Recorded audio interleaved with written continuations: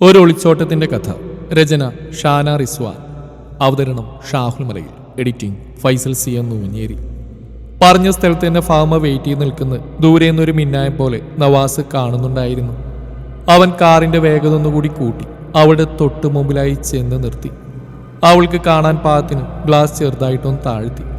അവനെ കണ്ടതും ഓടിച്ചെന്ന് ഡോറ് വലിച്ചു തുറന്നു അവൾ അകത്ത് കയറി. ഒരു സെക്കൻഡ് പോലും സമയം പാഴാക്കാതെ വണ്ടി അവിടം വിട്ട് പറന്നു. വർത്തമാനങ്ങളുമായി ഉമ്മയുടെയും ഉപ്പയുടെയും കൂടെ ഡൈനിങ്ങിൽ ഇരിക്കുകയായിരുന്നു ഫസ്ന. അപ്പോഴാണ് കോളിംഗ് ബെല്ല് മുഴങ്ങുന്നത്. വാതിൽ മലർക്കെ തുറന്നിട്ടതായതുകൊണ്ട് അവർ മൂന്നുപേരും ഒരുപോലെ ഉമ്മറത്തേക്ക് എത്തി നോക്കി. സലാം പറഞ്ഞുകൊണ്ട് വരി വരി അകത്തേക്ക് കയറി വരുന്നവരെ കണ്ട് മൂന്നുപേരും ഒരുപോലെ അത്ഭുതപ്പെട്ടു. എന്താ വസു, ഞങ്ങൾ ആദ്യമായിട്ട് കാണുന്ന പോലെ മിഴിച്ചു നോക്കുന്നത്? ഏയ് അല്ല നമസ്കാർ. ആ അവനെ കാണാൻ തന്നെയാ ഞങ്ങളും വന്ന്. ഇന്ന് തീരെ കണ്ടില്ലല്ലോ. ഫോണിൽ വിളിച്ചിട്ടാണ് ഈ സ്വിച്ച് ഓഫ്. എന്തു പറ്റിയെന്നറിയാൻ ഓടിപ്പോന്ന. അവളുടെ മറുപടി കേട്ട് അവൾ ഒന്നുകൂടി കണ്ണുമിഴിച്ചു. അവളുടെ നോട്ടം ഉമ്മയിലേക്കും ഉപ്പയിലേക്കും മാറി മാറി നീങ്ങി. അവര് മൂന്നുപേരും ഒരുപോലെ പകച്ചു നിൽക്കുന്ന കണ്ട് നവാസിന്റെ കൂട്ടുകാരും ആകെ വല്ലാതായി. എന്തോപ്പാ, എന്തെങ്കിലും പ്രശ്നമുണ്ടോ? നിങ്ങൾ ഒരുമിച്ചല്ല മക്കളെ പോയത്? എങ്ങോട്ട്? ഉപ്പ എന്താണ് പറഞ്ഞു വരുന്നത് ഞങ്ങൾക്ക് മനസ്സിലാവുന്നില്ല. നിങ്ങളുടെ കൂട്ടുകാരെല്ലാവരും ചേർന്ന് ഒരു ലോങ് ട്രിപ്പ് പോവാണ്. 3-4 ദിവസം കഴിഞ്ഞിട്ട് ഇനി മടങ്ങി വരുള്ളൂ എന്നൊക്കെ പറഞ്ഞിട്ടാ നവാസ് ഇന്ന് വൈകുന്നേരം ഇവിടെ വിട്ടിറങ്ങിയത്. ഓഫീസിൽ നിന്ന് ആവശ്യത്തിന് അനാവശ്യത്തിന് വിളിച്ചുകൊണ്ടിരിക്കും. അതുകൊണ്ട് ഫോൺ കുറച്ച് സമയം ഓഫ് ചെയ്ത് വെക്കുന്നത് അവൻ പ്രത്യേകം പറഞ്ഞിരുന്നു. ഉപ്പ പറഞ്ഞു. ഒരുതരം പകപ്പോടെ അവരെല്ലാം പരസ്പരം നോക്കിക്കൊണ്ടിരുന്നു. ഏയ് അങ്ങനെ ട്രിപ്പിന് ഞങ്ങൾ പ്ലാൻ ചെയ്തിട്ടില്ലല്ലോ ഉപ്പ. ഞങ്ങളുടെ കൂടെ തന്നെയാണോ, അല്ലെങ്കിൽ കസിൻസിന്റെ ഓഫീസിലെ മറ്റാരെങ്കിലും കൂടെയാണോ? അല്ലാതെ നിങ്ങളെല്ലാവരും കൂടെ തന്നെ അവൻ പറഞ്ഞു, അല്ലേ മോളെ? ഉപ്പ ഫസ്റ്റിനെ നോക്കി ചോദിച്ചു. ഒരാകുലതയോടെ അതേന്നവൾ തലയാട്ടി കാണിച്ചു. അപ്പോഴേക്കും കൂട്ടത്തിലൊരാൾ വീണ്ടും അവനെ നമ്പറിലേക്ക് ഡയൽ ചെയ്തിരുന്നെങ്കിലും ഫലമുണ്ടായില്ല. സ്വിച്ച് ഓഫ് തന്നെയാണ് പറയുന്നത്. കൂടി നിന്നവരെല്ലാം ഒരുപോലെ ബേജാറായി. അതിനോടകം ഫസ്നയുടെ മിഴികൾ നിറയാൻ തുടങ്ങിയിരുന്നു. ഏയ് മോള് വിഷമിക്കണ്ട, അവൻ എവിടെ പോവാനാ, നമുക്കൊന്നുകൂടി വിളിച്ചു നോക്കാം. കൂട്ടുകാരിലൊരാൾ അവളെ ആശ്വസിപ്പിച്ചു. പരിചയമുള്ള പലരെയും കുടുംബത്തിലും ഓഫീസിലെ എല്ലാവരെയും മാറി മാറി വിളിച്ചു നോക്കിയെങ്കിലും ആർക്കും അവനെക്കുറിച്ച് ഒരു അറിവുണ്ടായിരുന്നില്ല. പക്ഷേ ഓഫീസ് അക്കൗണ്ടിൽ നിന്നും കഴിഞ്ഞ കുറച്ച് ദിവസങ്ങളായി പലതവണ അവൻ പണം പിൻവലിച്ചിട്ടുണ്ടെന്നറിയാൻ സാധിച്ചു. ഏകദേശം 10 ലക്ഷം രൂപയോളം ഉണ്ടായിരുന്നത്. അതുകൂടി കേട്ടപ്പോൾ കാര്യങ്ങൾ കുറച്ച് സീരിയസ് ആണെന്ന് അവർക്ക് തോന്നി തുടങ്ങി. സങ്കടം അടക്കി നിർത്താൻ കഴിയാതെ ഫസ്നയുടെ കരച്ചിൽ സീളുകൾ പുറത്തേക്ക് വരാൻ തുടങ്ങി. ചുറ്റുമുള്ളവരുടെ ആശ്വാസ വാക്കുകളൊന്നും അവൾക്ക് ഏശുന്നുണ്ടായിരുന്നില്ല. അവൾ എഴുന്നേറ്റ് ബെഡ്റൂമിലേക്ക് നടന്നു. വാതിൽ ചാരി ഓടിപ്പോയി ബെഡിലേക്ക് കമിഴ്ന്നു കിടന്ന് പൊട്ടിക്കരഞ്ഞു. പെട്ടെന്ന് എന്തോ ഓർമ്മ വന്ന പോലെ അവിടുന്ന് എഴുന്നേറ്റ് അലമാരയുടെ നേരെ നടന്നു. അവളുടെ കണ്ണുകൾ അതിനുള്ളിലാകമാനം പാഞ്ഞു. 3-4 ദിവസത്തെ ട്രിപ്പിനുള്ള ഡ്രസ്സുകളുമായിട്ടല്ല നവാസ് പോയത് എന്ന് അവൾക്ക് മനസ്സിലായി. സൈഡ് ഷെൽഫിൽ നിരത്തിവെച്ച ഷൂസുകൾ, ചെരുപ്പുകൾ, അവന്റെ പാസ്പോർട്ടും മറ്റ് സർട്ടിഫിക്കറ്റുകളും പ്രധാനപ്പെട്ട ചില പേപ്പേഴ്സ് ഒന്നും തന്നെ അവിടെ കാണാതിരുന്നപ്പോൾ വല്ലാത്ത ഭയവും സങ്കടവും തോന്നി അവൾക്ക്.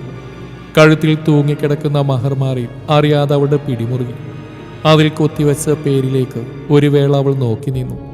നവാസ്, എന്നെ പറ്റിച്ചോയ്ക്ക. അവളുടെ ഉള്ളം തേങ്ങി. കഴിഞ്ഞ കുറച്ച് ദിവസമായിട്ടുള്ള അവന്റെ പെരുമാറ്റ രീതി കണ്ടപ്പോഴേ എന്തൊക്കെയോ താളപ്പിഴകൾ അവൾക്ക് തോന്നിയിരുന്നു.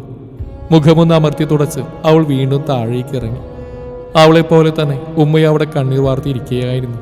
ഫസ്നയെ കണ്ട് അവരൊന്ന് തല ഉയർത്തി നോക്കി. അവൾ ഓടിച്ചെന്ന് ഉമ്മയെ ഇറുകെ കെട്ടിപ്പിടിച്ച് പൊട്ടിക്കരഞ്ഞു. നവാസ്ക്ക് എല്ലാം വാരിപ്പെറുക്കി പോയതാണുമ്മ. ഇക്കയുടെ ഒരു സാധനവും മുറി കാണുന്നില്ല. മോള് വിഷമിക്കേണ്ട, അവർക്ക് അവനെ അന്വേഷിച്ച് പോയിട്ടുണ്ട്. നമ്മൾ വിചാരിക്കുന്ന പോലെ ഒന്നും ആയിരിക്കില്ല. പിന്നീട് പരസ്പരം ഒന്നും മിണ്ടാതെ അവർക്കിടയിൽ മൗനം തളം കെട്ടി കിടന്നു. മഗ്‌രിബ് കഴിഞ്ഞ് ഖുർആൻ ഓതുന്ന നേരത്താണ് ഫോൺ ബെല്ലടിക്കുന്ന ശബ്ദം കേൾക്കുന്നത്. സ്ക്രീനിൽ ഗൾഫ് നമ്പർ കണ്ടപ്പോഴേ അവരുറപ്പിച്ചു അത് മുബഷിറാണെന്ന്. സന്തോഷത്തോടെ കോൾ അറ്റൻഡ് ചെയ്ത് ചെവിയോട് ചേർത്തു സലാം പറഞ്ഞുകൊണ്ട് സംസാരം തുടങ്ങി. രണ്ടുപേരും വിശേഷങ്ങൾ പരസ്പരം പങ്കുവെച്ചു. ഉമ്മ, ഫാമയുടെ അവൾ ഫോണത് സ്വിച്ച് ഓഫ്. കുറെ നേരം ഞാൻ വിളിക്കുന്നു. അവൻ ചോദിച്ചു. പെട്ടെന്ന് ഉമ്മയുടെ മുഖത്തെ ചിരിമാഞ്ഞു. മോനെ, ഫഹ്മയോ? അതെ ഉമ്മ, വൈകുന്നേരം ഞാൻ വീട്ടിൽ നിന്ന് പോകുന്നില്ല. അവള് ഇതുവരെ ഒരു മെസ്സേജ് പോലും അയച്ചിട്ടില്ല. മോനെ, നീ പറയുന്നു ഫഹ്മ മോളിന്ന് ഇങ്ങോട്ട് വരുന്നു പറഞ്ഞിരുന്നു? അവൾ എത്തിയില്ലേ? ഇല്ലല്ലോ. ഒരു നിമിഷം അവന്റെ ശബ്ദമൊന്ന് നിലച്ചുപോയി. മോനെ? ആ ഉമ്മ, അവള് വന്നില്ലെന്നാണോ? ഞാൻ കുറച്ചു മുന്നേ വീട്ടിലേക്ക് വിളിച്ച് ഉമ്മയോട് സംസാരിച്ചപ്പോൾ അവളോടൊന്ന് പോന്നിട്ടുണ്ടെന്നാണല്ലോ പറഞ്ഞ്. ആ ഉമ്മയുടെ നെഞ്ചിലൊരു കൊള്ളിയാൻ മിന്നി. അവിടുന്ന് പോന്നിട്ട് പിന്നെ എൻ്റെ മോൾ എവിടെ പോയി പഠിച്ചോനെ? എൻ്റെ കുട്ടിക്ക് വല്ല ആപത്തും പറ്റിയോ? ഉമ്മ തേങ്ങിക്കരഞ്ഞു. അവൻ്റെ അവസ്ഥയും മറിച്ചായിരുന്നില്ല. എന്തൊക്കെയോ ചിന്തയിൽ അവൻ്റെ ഉള്ളം വല്ലാതെ വിറച്ചുകൊണ്ടിരുന്നു. ഓനെ ഉപ്പയും ആദ്യം പള്ളിയിൽ പോയതാ, ഞാൻ അവരെ വിളിച്ച് കാര്യം പറയട്ടെ എന്നും പറഞ്ഞ് അവൻ്റെ മറുപടിക്കായി കാത്തു നിൽക്കാതെ അവർ കോള് കട്ട് ചെയ്തു. പാതിരാത്രി കഴിഞ്ഞിട്ട് ഉറങ്ങാതെ പോലീസ് സ്റ്റേഷന്റെ വരാന്തയിൽ ഇരിക്കുകയാണ് നവാസിന്റെ ഉപ്പയും കൂട്ടുകാരും. എന്താണ് അവന് സംഭവിച്ചതെന്നറിയാതെ അവർക്ക് ആർക്കും ഒരു സമാധാനവും ഇല്ലായിരുന്നു. വീട്ടിലെ അവസ്ഥയാണെങ്കിൽ അതിലും മോശം. ഒരു തുള്ളി ജലപാനം ഇറക്കാതെ കരഞ്ഞു തളർന്ന് ഉമ്മയുടെ മടിയിലേക്ക് തലയും വെച്ച് കിടക്കുകയാണ് ഫസ്ന. അവളെ എന്തു പറഞ്ഞ് സമാധാനിപ്പിക്കണമെന്നറിയാതെ വേവലാതിപ്പെടുന്ന ഉമ്മ വിവരമറിഞ്ഞ് ഓരോരുത്തരായി കയറി വന്ന് അവിടെ ഇപ്പോൾ ഒരു കല്യാണ വീട് പോലെ ആയിട്ടുണ്ട്. ചിലർ കൂടി നിന്ന് അടക്കം പറയുന്നു. എല്ലാം കൊണ്ടും ആകെ ശോകാവസ്ഥ. കുറച്ച് സമയത്തിന് ശേഷം ഒരു പോലീസ് ഉദ്യോഗസ്ഥൻ പുറത്ത് കാത്തിരിക്കുന്നവരുടെ അടുത്തേക്ക് വന്നു. അയാളെ കണ്ട എല്ലാവരും ബഹുമാനാർത്ഥം എഴുന്നേറ്റു.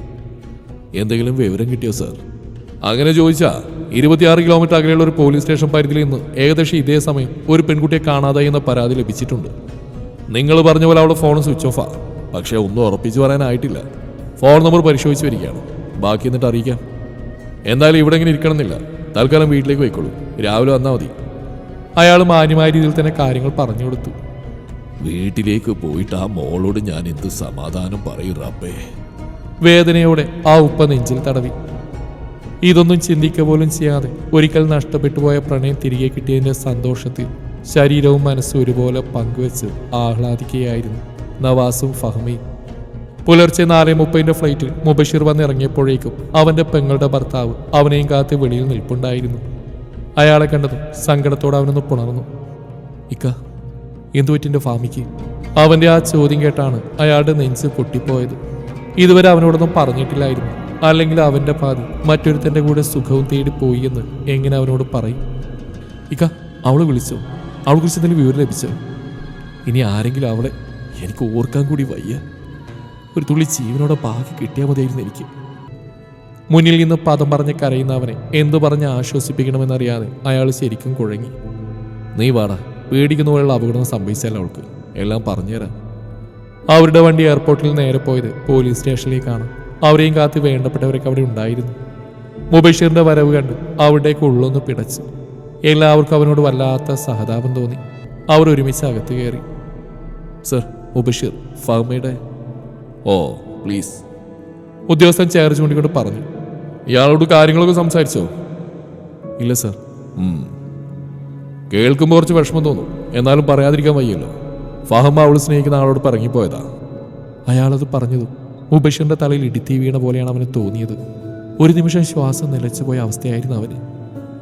തന്നെ ചതിച്ചാണെന്നറിയാതെ അവൾ കരുതാത്ത എന്തോ സംഭവിച്ചെന്ന് കരുതി എത്രമാത്രം തീത്തിന്നു പടച്ചോനെ ഞാൻ. ഓർക്കുന്തോറും അവന്റെ മിഴി നിറഞ്ഞു തുളുമ്പി. മൊബൈൽ ഫോൺ അടിസ്ഥാനമാക്കിയുള്ള അന്വേഷണത്തിലായിരുന്നു ഇതുവരെ. ചെറിയ ചില വിവരങ്ങൾ ലഭിച്ചിട്ടുണ്ട്. കുറച്ചുകൂടി നിങ്ങൾ കാത്തിരിക്കേണ്ടി വരും. പോലീസുകാരുടെ നിർദ്ദേശപ്രകാരം പിന്നെയും സമയങ്ങൾ തള്ളി നീക്കി അവരവിടെ ചെലവഴിച്ചു. മനസ്സിന്റെ തളർച്ച ശരീരത്തെയും ബാധിക്കാൻ തുടങ്ങിയപ്പോൾ താങ്ങായി നിന്ന ഒരു തോളിലേക്ക് അവൻ മെല്ലെ തലചായ്ച്ചു. അപ്പോഴേക്കും ഫസ്നയും ഫാമിലി അങ്ങോട്ട് എത്തിയിരുന്നു. ഇരു സൈഡിലെയും മുതിർന്ന ആളുകൾ തമ്മിൽ എന്തൊക്കെയോ പറയുന്നുണ്ട്. ഒരു വേള മുബഷീറിന്റെ കണ്ണുകൾ ഫസ്നയുടെ മുഖത്ത് തട്ടി. ആ പാവം പെൺകുട്ടിയുടെ അവസ്ഥ കണ്ട് അവനെന്തോ വല്ലാത്ത വേദന തോന്നി. ഒരു തുള്ളി കണ്ണുനീര് പോലും വീഴ്ത്താതെ കല്ലുകണക്കിന് ഉറച്ചിരിക്കുന്ന അവളെ കണ്ട് കൂടി നിന്നവരിലെല്ലാം തന്നെ ഒരാകുലത നിറഞ്ഞു. പെട്ടെന്നാണ് ഒരു കോൺസ്റ്റബിൾ ഓടിക്കതച്ച് അങ്ങോട്ട് വരുന്നത്. സർ, അവരെത്തിയിട്ടുണ്ട്. അയാൾ പറഞ്ഞതും എല്ലാവരുടെയും നോട്ടം ഒരുപോലെ പുറത്തേക്ക് പോയി. തെല്ല് ഭയം പോലും മുഖത്ത് കാണിക്കാതെ കൈകൾ കോർത്തു പിടിച്ചുകൊണ്ട് വാഹനത്തിൽ നിന്നിറങ്ങുന്ന ഫഹ്മയും നവാസിനെയും കണ്ട് അറപ്പോടെ മുബഷീർ മുഖം വെട്ടിച്ച് കളഞ്ഞു. തന്റെ പ്രാണന്റെ കൂടെ അധികാരത്തോടെ ചേർന്ന് നിൽക്കുന്ന ഒരുവളെ കണ്ടതും ഫസ്നയുടെ ഹൃദയം കീറി മുറിയുന്ന പോലെ തോന്നി അവൾക്ക്. ഒരുപാട് സമയം മൂടിക്കെട്ടി നിന്ന കാർമേഘം ആർത്തലച്ച് പെയ്യുന്നത് പോലെ അവളുടെ കണ്ണുകൾ തോരാതെ ഒലിച്ചുകൊണ്ടിരുന്നു. നവാസിനെ കണ്ടതും എല്ലാം മറന്ന് ഫസ്ന അവന്റെ അടുത്തേക്ക് ഓടാൻ തുനിഞ്ഞു. അതിനനുവദിക്കാതെ അവളുടെ സഹോദരൻ അവളെ തടഞ്ഞു നിർത്തി. തളർന്നു പോവാതിരിക്കാൻ തന്നോട് ചേർത്ത് പിടിച്ചു. അവർ വന്നിറങ്ങുമ്പോൾ പ്രശ്നങ്ങളൊന്നും ഉണ്ടാക്കരുതെന്നും ഇരുഭാഗത്തുള്ളവരുടെ ആദ്യമേ പോലീസുകാർ താക്കീത് ചെയ്തിരുന്നു. അതുകൊണ്ട് തന്നെ എല്ലാവരും ക്ഷമ കൈവരിച്ചു. സമയം വൈകിപ്പിക്കാതെ മുബഷീറിനെയും ഫസ്നയെയും കൂടെ നവാസിനെയും ഫഹ്മയെയും പിന്നെ ഇരുഭാഗത്തേക്കുള്ള കാര്യപ്പെട്ട ആളുകളെയും അകത്തേക്ക് വിളിപ്പിച്ചു. എല്ലാവരും അനുവദിച്ച സീറ്റുകളിൽ സ്ഥാനം ഉറപ്പിച്ചു. ഉദ്യോഗസ്ഥൻ ഫഹ്മയുടെ നേർക്ക് നോട്ടം തിരിച്ചു. ശേഷം അവളോടായി ചോദ്യം ഉന്നയിച്ചു. നീ സ്വന്തം ഇഷ്ടപ്രകാരം എളുപ്പം പോയതാണോ, അല്ലെങ്കിൽ ഇവ നിന്നെ ഭീഷണിപ്പെടുത്തി കൊണ്ടുപോയതാണോ? എന്താണ് ഉണ്ടായത്? സർ, ഞാൻ എൻ്റെ സ്വന്തം ഇഷ്ടപ്രകാരം പോയതാണ്. ഞങ്ങൾ തമ്മിൽ 2 വർഷത്തിലേറെ പ്രണയം ഉണ്ടായിരുന്നു. പിന്നീട് വീട്ടുകാരുടെ എതിർപ്പുകൾ കൊണ്ട് പിരിയേണ്ടി വന്നു. മാസങ്ങൾക്ക് പിന്നെ വീണ്ടും കോണ്ടാക്ട് തുടങ്ങിയപ്പോൾ ഇനി പറ്റില്ല. ആ പ്രണയം ഇപ്പോഴും ഞങ്ങളുടെ രണ്ടുപേരുടെ ഉള്ളിൽ ഒരേപോലെ നിലനിൽക്കുന്നുണ്ട്. അതുകൊണ്ട് ഞങ്ങൾ വീണ്ടും ഒന്നിക്കാൻ തീരുമാനിച്ചു. എന്നാ പിന്നെ ഈ ഒളിച്ചോട്ടം വിവാഹത്തിന് മുന്നേ ചെയ്തുകൂടായിരുന്നോ? അന്ന് ധൈര്യമില്ലായിരുന്നു. മാത്രമല്ല പിരിഞ്ഞൊരു ജീവിതം സാധിക്കില്ലെന്ന് കൂടുതൽ ബോധ്യാവുകയും ചെയ്തു. എങ്കിൽ ഞാൻ ഒന്നുകൂടി ചോദിച്ചോട്ടെ, ഇപ്പൊ ചെയ്തൊരു മണ്ടത്തരായി പോയി എന്ന് തോന്നുന്നുണ്ടെങ്കിൽ ഈ ഇരിക്കുന്നതിന്റെ ഭർത്താവിനോട് മാപ്പ് പറഞ്ഞു. അയാളെ പറഞ്ഞു മുഴുമിക്കാൻ സമ്മതിക്കാതെ മുബഷിർ ഇടയിൽ കയറി അലറി. എല്ലാവരുടെയും നോട്ടം അവൻ്റെക്കായി. എനിക്ക് താല്പര്യമില്ല, എനിക്കിങ്ങനെ ഒരു ഭാര്യയില്ല. അവൾക്ക് ആരുടെ കൂടെ വേണമെങ്കിലും പോവാം, ഇഷ്ടമുള്ള പോലെ ജീവിക്കാം, അത് അവളുടെ താല്പര്യം. മുബഷിറിന്റെ ഉറച്ച തീരുമാനത്തിൽ എല്ലാവരും ഒരുപോലെ തൃപ്തരായിരുന്നു. ഇങ്ങനെ ഒരു പെണ്ണിനെ ഇനി അവന് വേണ്ടെന്ന് തന്നെയായിരുന്നു അവന്റെ വേണ്ടപ്പെട്ടവരും വിചാരിച്ചിരുന്നത്. ഇൻസ്പെക്ടറുടെ അടുത്ത നോട്ടം ഫസ്നയിലേക്കാണ് പോയത്. ഒരു കുന്നോളം സങ്കടം അവളുടെ മുഖത്ത് തളം കെട്ടി കിടക്കുന്നുണ്ട്. അവളോടൊന്നും ചോദിക്കാൻ അയാൾക്ക് തോന്നിയില്ല. ഫസ്നയുടെ കാര്യത്തിൽ നീ എന്ത് തീരുമാനിച്ചു? അയാൾ നവാസിനോടായി ചോദിച്ചു. ഫഹ്മ പറഞ്ഞു തന്നെയാ എനിക്കും പറയാനുള്ളത്. എനിക്ക് ഫഹ്മയെ മതി. ഞങ്ങൾ ഒന്നിച്ച് ജീവിക്കാൻ തീരുമാനിച്ചു. ഫസ്നയ്ക്ക് ഇഷ്ടമുള്ള ആൾ അവൾക്ക് സ്വീകരിക്കാം, എനിക്കതിന് എതിർപ്പില്ല. നവാസിന്റെ തീരുമാനം അവനും പറഞ്ഞു. പ്രതീക്ഷയോടെ അവനെ തന്നെ നോക്കിയിരുന്ന ഫസ്ന അവന്റെ വായിൽ നിന്ന് വന്ന മറുപടി കേട്ട് അറിയാതെ തേങ്ങിപ്പോയി. അവളുടെ വേദന കണ്ട് ഇൻസ്പെക്ടറെ കലിയിളകി. നിന്നെയൊക്കെ എന്താ വേണ്ടെന്ന് അറിയാനിട്ടല്ല, പക്ഷേ നിനക്കുള്ള ശിക്ഷ ഇങ്ങനെ ഒന്ന് തീർക്കാനുള്ളതല്ല. ഒരു പെൺകുട്ടിയുടെ ജീവിതം തകർത്ത് അതിന്റെ കണ്ണുനീര് കുടിപ്പിച്ചിട്ട് നീ നേടിയെടുത്ത ഈ ആത്മാർത്ഥ പ്രണയമുണ്ടല്ലോ, അതിൽ നിന്ന് ചിലത് പഠിക്കാനുണ്ട്. അപ്പൊ നിനക്ക് മനസ്സിലാവും. അയാൾ ദേഷ്യത്തോടെ പറഞ്ഞു നിർത്തി. കുറച്ചു സമയം അവിടെ ആകമാനം മൗനം തളം കെട്ടി. ശേഷം നവാസിന്റെയും ഫഹ്മയുടെയും തീരുമാനപ്രകാരം അവരെ ഒരുമിച്ച് ജീവിക്കാൻ വിട്ടു. എല്ലാവരും ഇരിപ്പിടത്തിൽ നിന്ന് എഴുന്നേറ്റ് പുറത്തേക്ക് കടന്നതും പെറ്റമ്മയുടെ പൊട്ടിക്കരച്ചിലിന് പോലും മൈൻഡ് കൊടുക്കാതെ ഫഹ്മ നവാസിനൊപ്പം പോവാൻ തുനിഞ്ഞു. പെട്ടെന്ന് എല്ലാവരെയും ഞെട്ടിച്ചുകൊണ്ട് മുബഷിർ അവളെ പുറകിൽ നിന്ന് വിളിച്ചു. നവാസിനും ഫഹ്മക്കുമൊപ്പം എല്ലാവരും മുബഷിറിനെ മിഴിച്ചു നോക്കി. അവൻ ഫഹ്മയുടെ അടുത്തേക്ക് നടന്നു. ഒരു നിമിഷം ആ മുഖത്തേക്ക് കണ്ണു നട്ടു. അവന്റെ ഉദ്ദേശം മനസ്സിലാവാതെ ഫഹ്മയും നവാസും പരസ്പരം നോക്കി. 1-ാം തൊലാക്ക്, 2-ാം തൊലാക്ക്, 3-ാം തൊലാക്ക്, നിന്നെ 3 ചില്ലി ഞാൻ ഒഴിവാക്കിയിരിക്കുന്നു. ഇനി എന്റെ കണ്ണിന്റെ വട്ടത്തേക്ക് നിന്നെ കണ്ടുപോയാ. ബാക്കി പറയാതെ മുബഷിർ ഫഹ്മക്ക് നേരെ ചൂണ്ടുവിരൽ ഉയർത്തി. പിന്നെ ഒട്ടും കൂസാതെ തിരിച്ചു നടന്നു. ഒരമ്പരപ്പോടെ ഫഹ്മ കുറച്ച് സമയം അവനെ തന്നെ നോക്കി നിന്നുപോയി. അപ്പോഴേക്കും നവാസ് വന്ന് അവളെ കാറിലേക്ക് അയറ്റിയിരുന്നു. എല്ലാം കണ്ടുകൊണ്ട് തകർന്ന ഹൃദയവുമായി നിൽക്കുന്ന ഫസ്നെ ഒരു പ്രാവശ്യം പോലും നവാസ് ഓർത്തില്ല. കരഞ്ഞ് കരഞ്ഞ് തളർന്നിരുന്നു ആ പാവം. അവളുടെ അവസ്ഥ കണ്ട് ഇക്കവൾ ഒന്നുകൂടെ ചേർത്ത് പിടിച്ചു. മോളുവാ. ഇന്നലെ വരെ തൻ്റെ പാതിയായിരുന്നവൻ ഇനി മറ്റൊരാൾക്ക് സ്വന്തം എന്ന സത്യത്തെ ഉൾക്കൊള്ളാൻ കഴിയാതെ അവളും ഇക്കയോടൊപ്പം യാത്ര തിരിച്ചു. മുബഷിർ വീട്ടിലേക്കായതും ഓടിച്ചെന്ന് ഉമ്മ അവനെ വാരിപ്പുണർന്നു. മോനെ. വേദനയോടെയുള്ള ആ വിളിയിൽ ഉമ്മയെ കെട്ടിപ്പിടിച്ച് അവൻ പൊട്ടിക്കരഞ്ഞു. നിന്റെ സ്നേഹത്തിന്റെ വില മനസ്സിലാക്കാതെ അവൾ പോയെങ്കിൽ പോട്ടടാ, നീ എന്തിനാ അതിന് വിഷമിക്കുന്നു? അത്ര പെട്ടെന്ന് അങ്ങനെ വിട്ടുകളെ എനിക്ക് പറ്റൂ ഉമ്മ. ഹൃദയം കൊണ്ടല്ലേ ഞാൻ അവളെ സ്നേഹിച്ചത്. മറ്റെന്തിനേക്കാളും അവളുടെ ഇഷ്ടങ്ങൾക്ക് ഞാൻ പ്രാധാന്യം കൊടുത്തില്ല ഉമ്മ. പിടിവാശികൾക്കൊക്കെ ഒപ്പം കൂട്ടി നിന്നില്ലേ. എന്നിട്ടിപ്പോൾ അവളെന്നോട് ചെയ്ത് കണ്ടില്ലേ ഉമ്മ. ഈ കണ്ണിനീരൊന്നും ഒഴുക്കി വിടാതെ ഇത്രയും സമയം ഞാനെങ്കിലും പിടിച്ചു തന്നറിയോ ഉമ്മാക്ക്. അവളുടെ മുമ്പിൽ ചെന്ന് നിന്ന് കരഞ്ഞ തോറ്റു പോയില്ല ഉമ്മ ഞാൻ. മകന്റെ വിഷമത്തിന് മുമ്പിൽ കണ്ണുനീര് പൊഴിക്കാൻ മാത്രമേ ആ ഉമ്മക്കും കഴിഞ്ഞുള്ളൂ. കാറ് നവാസിന്റെ വീട്ടുമുറ്റത്ത് ചെന്ന് നിന്നു. അവന്റെ ഉപ്പയോടൊപ്പം ഫസ്നയും അവളുടെ സഹോദരനും അതിൽ നിന്ന് ഇറങ്ങി. വേഗം പോയി എടുത്തിട്ട് വാ, ഒന്നിവിടെ ബാക്കിയാക്കണ്ട.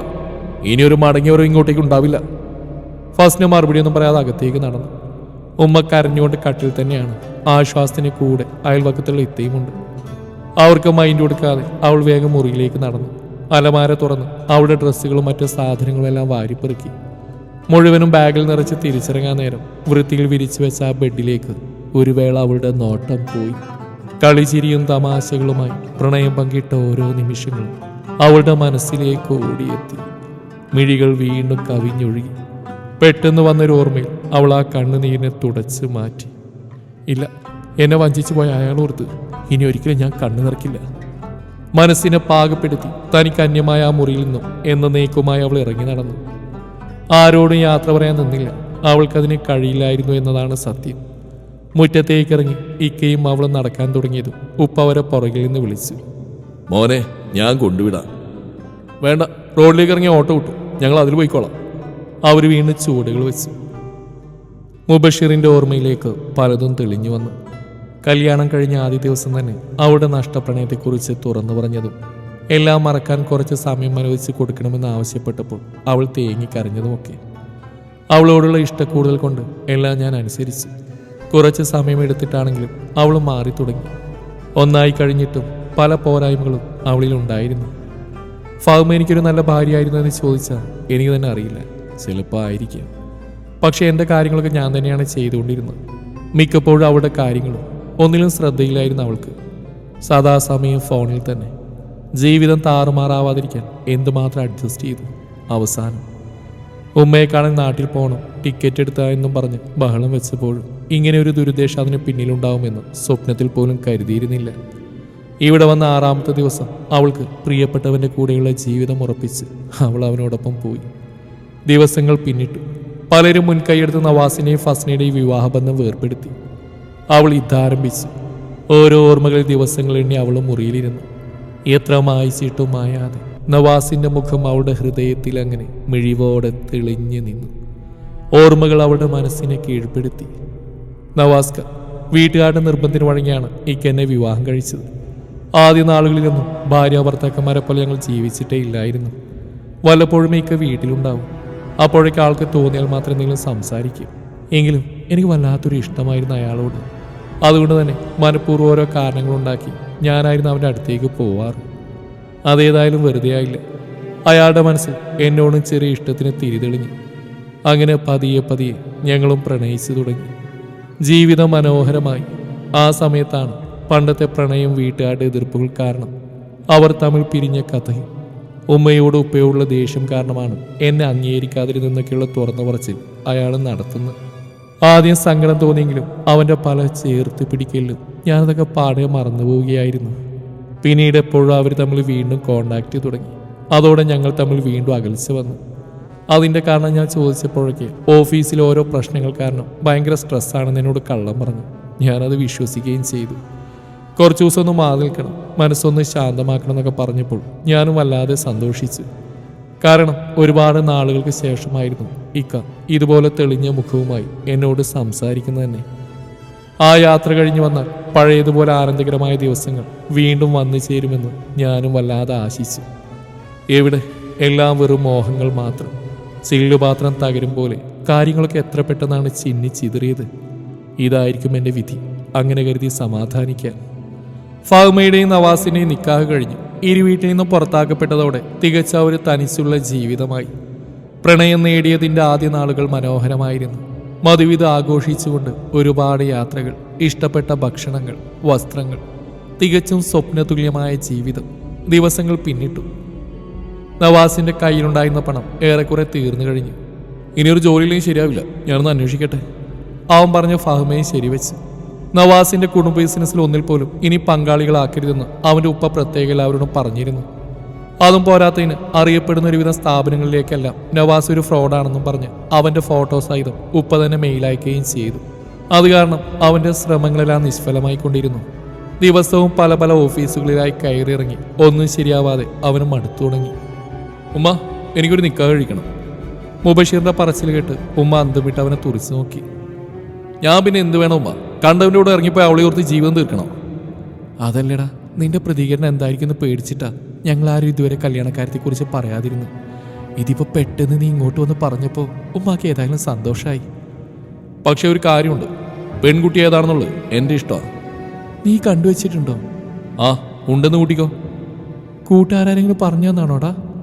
അല്ല, ഇത് വേറെ കുട്ടിയാ. എനിക്ക് വലിയ പരിചയമൊന്നുമില്ല. പക്ഷേ ഞാനും അവൾ അനുഭവിച്ച് ഒരേ വേദനയാണ്. വിശ്വസിച്ചവർ ചതിച്ചപ്പോഴുണ്ടായ പ്രാണം പോകുന്ന വേദന. രാവിലെ മുതൽ അലഞ്ഞു തിരിഞ്ഞ് നവാസ് തിരികെ വീട്ടിലെത്തിയപ്പോഴേക്കും നേരം സന്ധ്യയായിരുന്നു. വാതിലിന്റെ ലോക്കിൽ പിടിച്ച് വെറുതെ ഒന്ന് തള്ളിയതും അതങ്ങ് തുറന്നു പോന്നു. അവൻ അകത്തേക്ക് കയറി. അവിടെ കണ്ട കാഴ്ചയിൽ അവൻ രോഷാകുലനായി. രാവിലെ കണ്ടുപോയ പോലെ തന്നെ അവിടമാകെ അലങ്കോലമായി കിടക്കുന്നു. അലക്കാനുള്ള തുണികൾ, സിങ്കിൽ നിറയെ എച്ചിൽ പാത്രങ്ങൾ, ടേബിളിൽ കഴിച്ച ഭക്ഷണത്തിന്റെ വേസ്റ്റുകൾ, വൃത്തിയില്ലാതെ അങ്ങനെ പലതും മുക്കിലും മൂലയിലും നിറഞ്ഞു കിടന്ന് ഒരു പഴകിയ മണം ഒഴുകി തുടങ്ങിയിരുന്നു. അവന്റെ കണ്ണുകൾ ബെഡ്റൂമിലേക്ക് പോയി. അവിടെ കട്ടിൽ മലന്നു കിടന്ന ഫോൺ കാണുകയാണ് ഫഹ്മ. ഇതിനോടകം അവൻ വന്നപോലെ അവൾ അറിഞ്ഞിട്ടില്ല. ദേഷ്യം തലയിലേക്ക് ഇരച്ച് കയറുന്നുണ്ടെങ്കിലും അത് മറച്ചു വെച്ചുകൊണ്ട് അവൻ അവളെ വിളിച്ചു.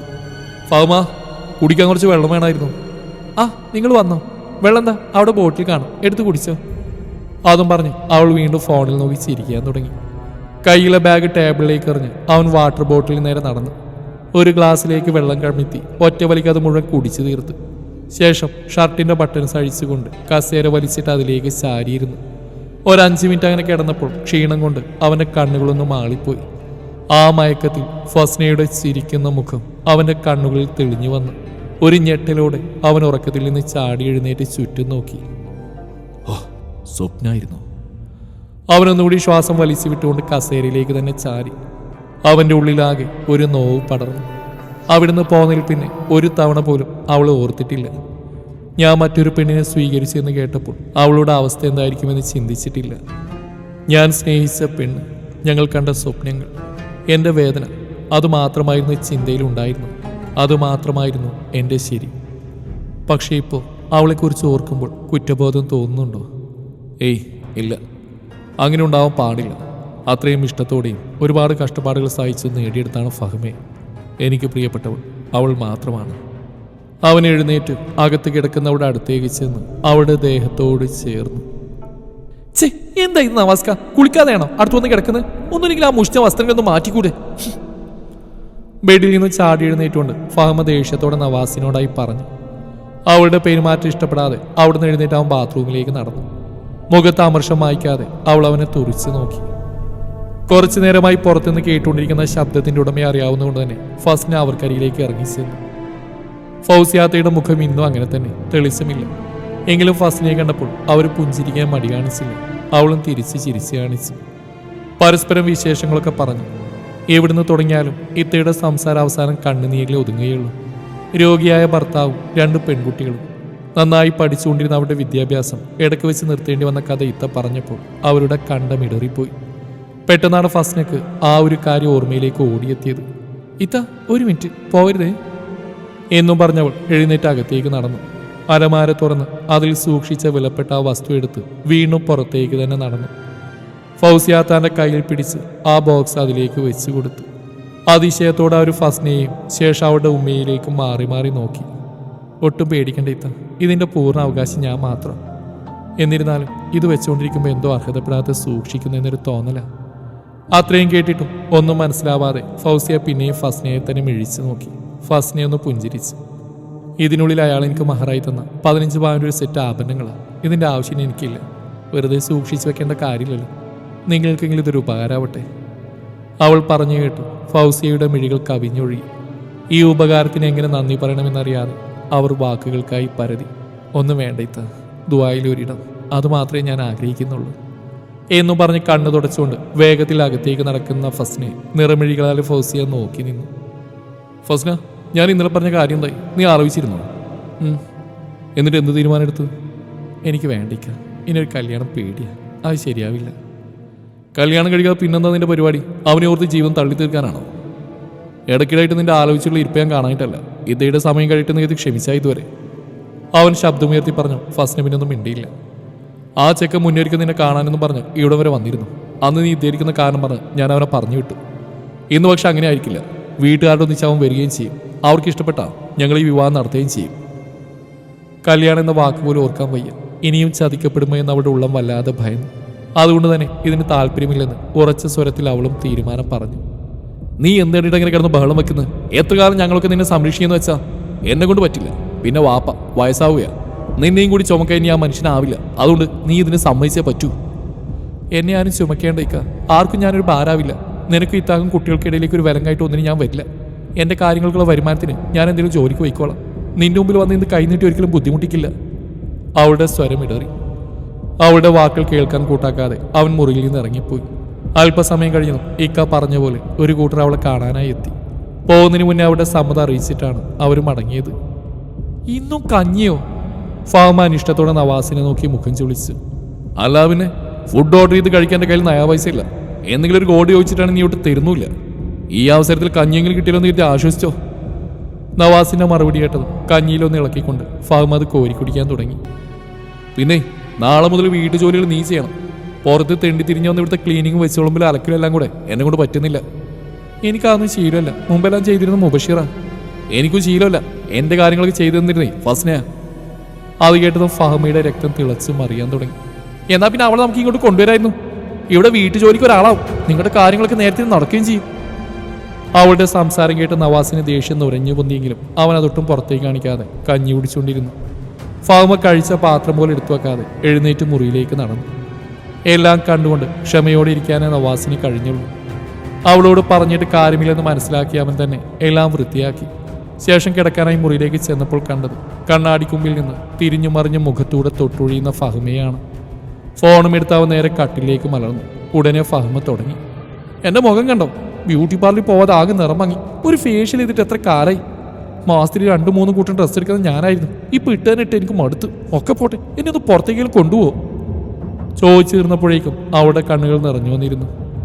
നവാസ് ഒന്നും മിണ്ടാതെ കയ്യിലുള്ള ഫോൺ മാറ്റിവെച്ച് ഫഹമക്ക് മുഖം കൊടുക്കാതെ തിരിഞ്ഞു കിടന്നു. ഇങ്ങനൊരു ജീവിതമല്ലായിരുന്നു ഞാൻ പ്രതീക്ഷിച്ച്. അവൾ വീണ്ടും വീണ്ടും ഓരോന്ന് പറഞ്ഞുകൊണ്ടിരുന്നു. പക്ഷേ നവാസ് അതൊന്നും കേൾക്കുന്നുണ്ടായിരുന്നില്ല.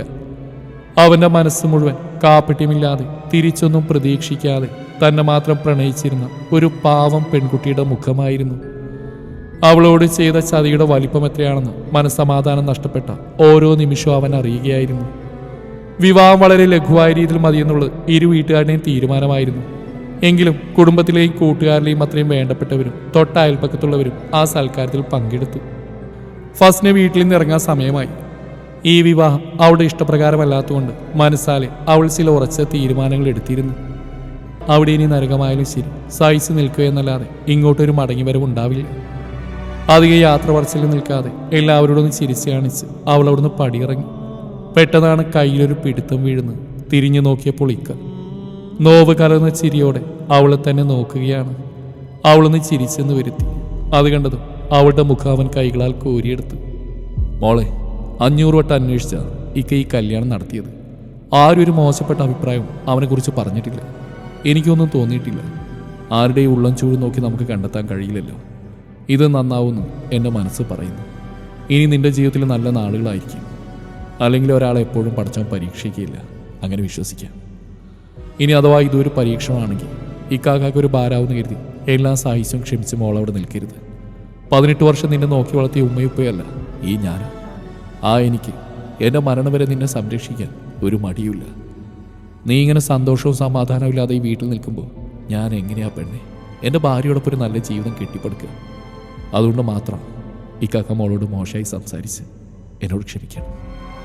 പറഞ്ഞു തീർന്നപ്പോഴേക്കും അവർ രണ്ടുപേരും ഒരുപോലെ നിന്ന് കരയുകയായിരുന്നു. അവനൊന്നുകൂടി ഫസ്നയെ ചേർത്ത് പിടിച്ച് നെറ്റിയിൽ അമർത്തി ചുംബിച്ചു. ശേഷം എല്ലാവരുടെയും സമ്മതത്തോടെ അവളെ പൊതുജീവിതത്തിലേക്ക് പറഞ്ഞയച്ചു. വിവാഹം ചെറിയ ചടങ്ങിൽ തീർത്തുകൊണ്ട് തന്നെ വൈകുന്നേരം ആയപ്പോഴേക്കും വീടാ കാലിയായിരുന്നു. ഉമ്മയും ഉപ്പയും ഒക്കെ വാതോരാതെ സംസാരിക്കുന്നുണ്ടെങ്കിലും ഫസ്നയ്ക്ക് ആകെ ഒരു ഒറ്റപ്പെടൽ തോന്നി. ഇടയ്ക്ക് വീട്ടിലേക്ക് വിളിച്ച് സംസാരിച്ചെങ്കിലും അവളുടെ മനസ്സിൻ്റെ ഭാരം കുറഞ്ഞില്ല. എന്തൊക്കെയോ അസ്വസ്ഥതകൾ വന്ന് മൂടിക്കെട്ടി നിൽക്കുന്ന പോലെ. ഇഷായിൻ്റെ സമയം കഴിഞ്ഞാണ് അവൻ പിന്നെ വീട്ടിലേക്ക് കയറി വരുന്നത്. കണ്ടപാടെ ഉപ്പ അവനോട് ഒച്ചയെടുത്തു. എവിടെ ആയിരുന്നാടാ ഇതുവരെ? ആ കുട്ടിയെ ഇവിടെ കൊണ്ടുവന്നാക്കി ഇറങ്ങിപ്പോയതല്ലേ നീ? എൻ്റെ പൊന്നുപ്പ വഴക്ക് പറഞ്ഞ് ഇന്നലെ അവിടെ മുമ്പിൽ എന്നെ നാണം കെടുത്താൽ അവന്മാർക്ക് സ്പെഷ്യൽ ട്രീറ്റ് വേണമെന്ന് പറഞ്ഞ് പിടിച്ച പിടിയാലെ കൊണ്ടുപോയപ്പോൾ ഇത്രയും വൈകുമെന്ന് ഞാനും കരുതിയില്ല. ഉപ്പാക്കറിയാലോ, ഇത്രയും ദിവസം എല്ലാത്തിനും എൻ്റെ കൂടെ താങ്ങും തണലായിട്ട് ഓടി നടന്നവരല്ലേ. കൂടെ പോവാതിരിക്കാൻ എനിക്ക് കഴിഞ്ഞില്ല. എന്തായാലും കഴിഞ്ഞു. ഉമ്മയും അവളും ഭക്ഷണം കഴിക്കുകയാണ്. നിനക്ക് വേണമെങ്കിൽ. അല്ലോ വേണ്ടേ? അസ്വസ്ഥയുടെ വയറിലും തടവിക്കൊണ്ട് അവൻ മുകളിലേക്ക് കയറിപ്പോയി. അടുക്കള ജോലികൾ തീരുന്നവരെ ഫസ്റ്റിനെ ഉമ്മയോടൊപ്പം ചെലവഴിച്ചു. മുറിയിലേക്ക് പോകുന്ന കാര്യം ഓർക്കുന്ന അവൾക്ക് ഭയമായിരുന്നു. അങ്ങനെ ചിന്തിച്ചിരിക്കുന്ന നേരത്താണ് പിന്നിൽ നിന്ന് ഉമ്മയുടെ ശബ്ദം കേൾക്കുന്നു. ഇനി വൈകിപ്പിക്കേണ്ട, മോള് പോയി കിടന്നു. ആ മുറിയിൽ കാണും. ഹൃദയം പെരുമ്പറ കൊട്ടുന്നുണ്ടെങ്കിലും ഉമ്മയുടെ വാക്കുകൾ അനുസരിക്കാതിരിക്കാൻ വയ്യ. ഓരോ ചുവടുകളും എടുത്തു വെച്ച് അവൾ മുറിയിലേക്ക് നടന്നു. കതകിനടുത്തെത്തിയതും കയറണോ വേണ്ടയോ എന്നൊരു നിമിഷം ശങ്കിച്ചു നിന്നു. ഫോൺ ടേബിളിലേക്ക് വെച്ച് തിരിഞ്ഞതും വാതിലിനടുത്ത് നിന്ന് പരുങ്ങുന്ന ഫസ്നയാണ് അവൻ കാണുന്നത്. വാ. ഒരു ചിരിയോടെ അവൻ അവൾ അകത്തേക്ക് ക്ഷണിച്ചു. പേടിയോടെ അവൾ ഉള്ളിലേക്ക് കയറിയതും അവൻ ചെന്ന് വാതിൽ അമർത്തി അടച്ചു. അവളുടെ മുഖത്താകെ ഒരു നിരാശ പടർന്നു. ഒന്നും മൈൻഡാക്കാതെ അവൻ ഓരോ കാര്യങ്ങളും അവളോടായി സംസാരിച്ചുകൊണ്ടിരുന്നു. അവളുടെ മനസ്സ് അവിടെയും വല്ലതും തോന്നിയതും അവൻ പിന്നെ സംസാരം നിർത്തി. അവളോട് കിടക്കാൻ ആവശ്യപ്പെട്ട് ലൈറ്റ് അണച്ച് അവനും കയറി കിടന്നു. അവളുടെ സമ്മതമോ ഇഷ്ടമോ നോക്കാതെ തനിക്ക് അവകാശപ്പെട്ട തൻ്റെ ഭാര്യയുടെ ശരീരം അവൻ സ്വന്തമാക്കി. ഒരു ക്രൂരതയും ആ ശരീരത്തോട് കാണിച്ചില്ലെങ്കിലും അവളുടെ മിഴികൾ സങ്കടം കൊണ്ട് നിറഞ്ഞൊഴുകുന്നുണ്ടായിരുന്നു. ആ സമയങ്ങളിൽ മുഴുവൻ നവാസും അവൻ്റെ കുറുമ്പ് നിറഞ്ഞ ചെയ്തികളും അവളുടെ മനസ്സിലൂടെ ഒരു മിന്നായം പോലെ ഓടി നടന്നു. പിറ്റേന്ന് രാവിലെ ജോഗിങ് കഴിഞ്ഞ് നേരെ നന്നേ പുലർന്നപ്പോഴാണ് അവൻ വീട്ടിലേക്ക് തിരികെ കയറുന്നത്. ചെന്നപാടെ ഫ്രിഡ്ജ് തുറന്ന് തണുത്ത വെള്ളമെടുത്ത് വായിലേക്ക് ഒഴിച്ചു. അവൾ ഇതുവരെ ഇറങ്ങി വന്നില്ലല്ലോടാ. ഞാൻ ആദ്യമേ പറഞ്ഞല്ലോ ഉമ്മ, എല്ലാത്തിനും കുറച്ച് സമയമെടുക്കും. എന്നാലും എനിക്ക് ഉറപ്പുണ്ട് അവൾ എന്നെ മനസ്സിലാക്കി ജീവിക്കുന്ന നല്ലൊരു ഭാര്യയായിരിക്കും. ഒരു പാവം പിടിച്ച പെൺകുട്ടിക്ക് ജീവിതം കൊടുക്കാൻ നെയ്യത്തോടെയാണ് ഞാൻ അവളെ സ്വീകരിച്ചത്. അതുകൊണ്ട് പടച്ചവനെ വീണ്ടും പരീക്ഷിക്കില്ല. അവൻ പറഞ്ഞു കേട്ടപ്പോൾ ഉമ്മയുടെ മനസ്സ് നിറഞ്ഞു. ഫസ്നയാൽ അവന് സമാധാനം കിട്ടട്ടെ എന്ന് അവർ ഉള്ളുകൊണ്ട് പ്രാർത്ഥിച്ചു. ഷാൾ കൊണ്ട് മൂടിപ്പതച്ച് മുറിയുടെ ഒരു മൂലയിൽ ഒതുങ്ങിയിരിക്കുന്ന ഫസ്നയെ നോക്കിക്കൊണ്ട് അവൻ ഫ്രഷ് ആവാൻ കയറി. തിരിച്ച് ബാത്റൂമിൽ നിന്ന് ഇറങ്ങിയപ്പോഴും അതേ ഇരിപ്പിൽ തന്നെ തുടരുകയായിരുന്നു അവൾ. ഡ്രസ്സ് മാറി അവൻ അവൾക്കരികിലായി ചെന്നിരുന്നു. ഫസു, അവൻ്റെ വിളി കേട്ട് അവൾ തല ഉയർത്തി നോക്കി. തോളിലൂടെ കൈയിട്ട് അവൻ അവളെ ചേർത്ത് പിടിച്ചു. താഴേക്കൊന്ന് ഇറങ്ങി ചെന്നില്ലേ? അവളില്ലായും തലയാട്ടി കാണിച്ചു. ആ കണ്ണുകളിൽ എന്തോ ഒരു വേദന ഇപ്പോഴും കാണാൻ സാധിക്കുന്നുണ്ട്. ഫസുവിന് എൻ്റെ പേരറിയോ? എന്നാ പറ, എന്താ? മുബഷീർ. എൻ്റെ വീടും വീട്ടുകാരെയും ഇതിനോടകം മനസ്സിലാക്കിയല്ലോ. അതുകൂടാതെ എന്നെക്കുറിച്ച് വേറെന്തെങ്കിലും അറിയോ? അവളില്ലായും തലയാട്ടി കാണിച്ചു. അതെന്താ എന്നെക്കുറിച്ച് നീ ഒന്നും അറിഞ്ഞു വെക്കാതിരുന്നു? നിന്റെ കഴുത്തിൽ മഹർ ചാർത്താൻ പോകുന്ന ആളെക്കുറിച്ച് നീ അന്വേഷിക്കണ്ടേ? ഉത്തരം കൊടുക്കാൻ കഴിയാതെ അവൾ മുബഷീറിൻ്റെ മുഖത്തേക്ക് തന്നെ നോക്കിയിരുന്നു. ഇക്കാക്കാൻ്റെ ഇഷ്ടത്തിന് കല്യാണം കഴിച്ചെന്ന് കരുതി ഞാനിതിന് നിങ്ങളെക്കുറിച്ച് അന്വേഷിക്കണം? അതല്ലേ ഇപ്പം നിന്റെ മനസ്സിൽ തോന്നിയ വസു? ഏയ് അല്ല. അതുപോട്ടെ, ഞാനും നിന്നെ പോലെ മുന്നേ ഒരു കല്യാണം കഴിച്ചിരുന്നു. അവൾ എന്നെ മറന്ന് വേറൊരുത്തൻ്റെ കൂടെ ഇറങ്ങിപ്പോയി. അന്ന് ഞാൻ എൻ്റെ മനസ്സിൽ നിന്നും പടിയിറക്കി വിട്ടതാ അവളെ. എൻ്റെ മഹറും കഴുത്തിലണിഞ്ഞ് ഏതോ ഒരുത്തൻ്റെ ഓർമ്മയിൽ ഈ വീട്ടിൽ നീ ഇങ്ങനെ ചടഞ്ഞുകൂടിയിരിക്കുന്നത് എനിക്കിഷ്ടമല്ല. കഴിഞ്ഞോ മറക്കണം, എന്നിട്ട് എൻ്റെ പെണ്ണായി സന്തോഷത്തോടെ ഈ വീട്ടിൽ കഴിയണം. അവൻ്റെ വാക്കുകൾക്ക് സ്വല്പം ദൃഢത വന്നിരുന്നു. അത് കേട്ട് അവളുടെ മിഴികൾ താഴ്ന്നു. പെട്ടെന്ന് അവൻ്റെ കൈകൾ അവളെ ഒന്നുകൂടെ ചുറ്റി വരിഞ്ഞ് ദേഹത്തോട് ചേർത്ത് പിടിച്ച് അവൻ്റെ ചുണ്ടുകൾ അവളുടെ മൂർധാവിൽ അമർന്നു. കഴിഞ്ഞ രാത്രി അവളുടെ സമ്മതമോ ഇഷ്ടമോ ചോദിക്കാതെ അവളുടെ ശരീരം കീഴ്പ്പെടുത്തിയതിൽ അവന് കുറ്റബോധം തോന്നി. നിന്റെ കണ്ണുനീര് കാണാനിട്ടല്ല പെണ്ണേ. അവൻ്റെ ഓർമ്മകൾ നിന്നിൽ നിന്നും മായട്ടെ എന്ന് കരുതി കാത്തിരുന്ന വീണ്ടും നമ്മുടെ ജീവിതം പരാജയമായി മാറും. എനിക്ക് നിന്നെ വേണം, എന്നെ സ്നേഹിക്കുന്ന എൻ്റെ മാത്രം പെണ്ണായിട്ട്. അവൻ്റെ മനസ്സ് മൗനമായി അവളോട് പറഞ്ഞുകൊണ്ടിരുന്നു. പെട്ടെന്നാണ് വാതിൽ മുട്ട് കേൾക്കുന്നത്. മുബഷീർ ഫസ്നയും കൂട്ടിച്ചെന്ന് തുറന്നു കൊടുത്തു. ഉമ്മ. മോളെ കാണാൻ താഴെ ആരോ വന്നിട്ടുണ്ട്. എന്നെയോ? അതെ. അവരൊരുമിച്ച് താഴേക്ക് ഇറങ്ങിച്ചെന്നു. ഡൈനിങ്ങിൽ അവളെ വെയിറ്റ് ചെയ്തിരിക്കുന്നവരെ കണ്ട് അവൾക്കും വല്ലാതെ ഷോക്കായി. ഫസ്നയുടെ അമ്പരന്നുള്ള നിൽപ്പുണ്ട്. ഉമ്മയും മുബഷീറും മുഖത്തോട് മുഖം നോക്കി. നവാസിൻ്റെ ഉമ്മയുപ്പയാണ്. സ്വഭാവത്തിലേക്ക് വന്ന ഫസ്ന മുബഷീറിനോടായി പറഞ്ഞു. അപ്പോഴേക്കും മോളെ നിന്ന് വിളിച്ച് ഓടി വന്ന് ആ ഉമ്മ അവളെ പുണർന്നിരുന്നു.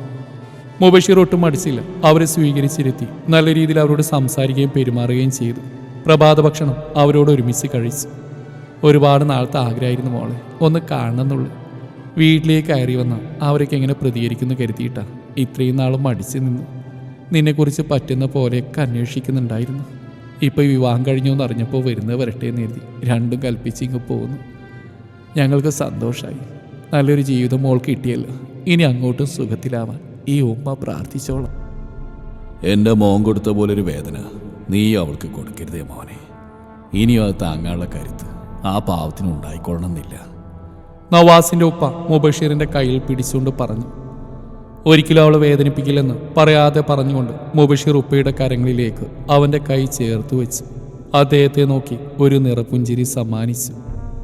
3 ദിവസമായി ഫഹ്മേൻ്റെ മുഖത്തേക്ക് പോലും നോക്കാറില്ല. അവൾ ആഗ്രഹിച്ച ജീവിതം ഇതല്ലായിരുന്നു അത്രേ. അപ്പം ഞാൻ ആഗ്രഹിച്ചോ ഇങ്ങനെയായിരുന്നു? അതെന്താ അവൾ മനസ്സിലാക്കാത്തത്? ഓരോന്ന് ചിന്തിച്ചുകൊണ്ട് അവൻ ഫഹ്മയുടെ അടുത്തേക്ക് ചെന്നു. ഡേ ഫഹ്മ. അവൻ്റെ വിളിയേട്ടത് അവൾ തിരിഞ്ഞു നോക്കി. എനിക്കൊരു സംസാരിക്കാനുണ്ടായിരുന്നു. പറഞ്ഞോ. നമുക്ക് നാട്ടിലേക്ക് തിരിച്ചു പോയാലോ? എന്താ? ഈ അന്യനാട്ടിൽ നിന്ന് ഇങ്ങനെ ദിവസങ്ങൾ എണ്ണിക്കഴിക്കാതെ നമുക്ക് നാട്ടിലേക്ക് പോയാലോ എന്ന്. ജോലിയില്ല, കയ്യിൽ 5 പൈസയില്ല. അവിടെ പോയി ആരുടെയും കാല് പിടിച്ചിട്ടാണെങ്കിൽ ഞാനൊരു ജോലി ഒപ്പിച്ചോളാം. പിന്നെ നിനക്ക് വിദ്യാഭ്യാസം ഉണ്ടല്ലോ, ആ വകയിലൊന്ന് ശ്രമിച്ചു നോക്കാം. ദയവ് ചെയ്ത് നോ പറയരുത്. എല്ലാവരെയും വെറുപ്പിച്ചു. ആത്മാർത്ഥമായി സ്നേഹിച്ചവരൊക്കെ വിദഗ്ധമായി പറ്റിച്ച് അവരുടെ ശാപവും വാങ്ങിവെച്ചു. ഞാൻ ഒറ്റക്കല്ല, നീയും ചേർന്നു. എന്നിട്ടിപ്പം ഞാൻ മാത്രം കുറ്റം ചെയ്തവനെ പോലെ. ഇനി ജീവിച്ചേ പറ്റൂ. ചെയ്തു പോയ തെറ്റുകളെ ഓർത്ത് നീറി നീറി കഴിഞ്ഞേ പറ്റൂ. പറഞ്ഞപ്പോൾ അവൻ്റെ കണ്ണമിടറിപ്പോയി. സമ്പന്നമായ നല്ലൊരു ജീവിതം കൈവെള്ളയിൽ നിന്ന് തട്ടിത്തെറിപ്പിച്ച് അക്കരെ പച്ച തേടിപ്പോയി നശിച്ച നിമിഷത്തെ ഓർത്ത് ഫഹ്മയുടെ ഹൃദയം വല്ലാതെ നൊന്തു. ഒരു സഹായം കൂടി നീ എനിക്ക് ചെയ്യണം. ഇവിടുന്ന് യാത്രയ്ക്കും മറ്റു ആവശ്യങ്ങൾക്ക് കുറച്ച് പണം വേണം. അതിന് നിന്റെ ഏതെങ്കിലും ഒരു ഗോൾഡ് തരണം. ഒരു ജോലിയും കിട്ടിയില്ലെങ്കിലും കൂലിപ്പണിക്ക് പോയെങ്കിലും ഞാനത് തിരികെ വാങ്ങിച്ചു തന്നോളാം.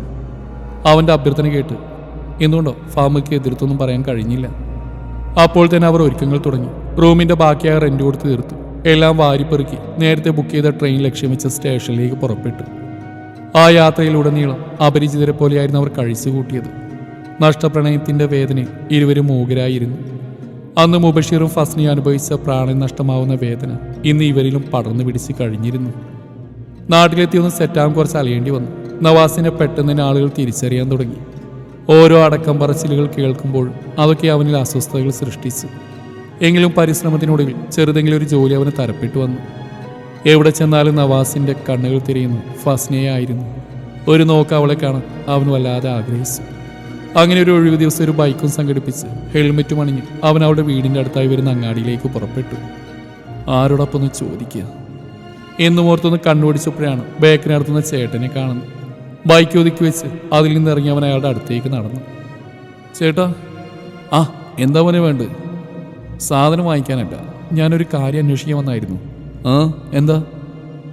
ഇവിടെ അസീസ് എന്നൊരാളില്ലേ, ചെറിയ ബിസിനസ്സൊക്കെ നടത്തുന്ന?